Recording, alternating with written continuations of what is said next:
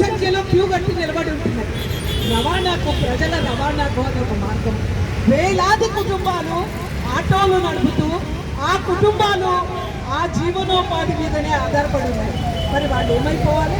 ఈరోజు ఈ కొరత ఎందుకు వస్తుంది? గ్యాస్ కొరత లేదంటున్నారు, కానీ ఇంట్లో డొమెస్టిక్ గ్యాస్ అయిపోతే ఈరోజు గృహిణుల గుండెలు కొట్టుకుంటున్నాయి. ఎట్లా గ్యాస్ అయిపోతే ఏం చేయాలి అని చెప్పి.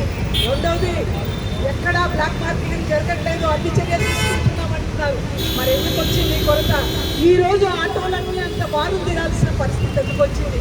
అందుకనే ఈ సందర్భంగా కేంద్ర ప్రభుత్వాన్ని హెచ్చరిస్తా ఉన్నాం. సిపిఎం పార్టీగా వెంటనే పెంచిన కమర్షియల్ గ్యాస్ సిలిండర్ల ధర వెంటనే ఉపసంహరించుకోవాలి.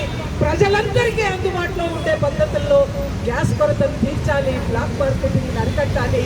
ఈరోజు లిక్విడ్ పెట్రోలియం గ్యాస్ ప్రజలందరికీ అందుబాటులో ఉండే పద్ధతుల్లో చర్యలు తీసుకోవాలని ఈ సందర్భంగా హెచ్చరిస్తూ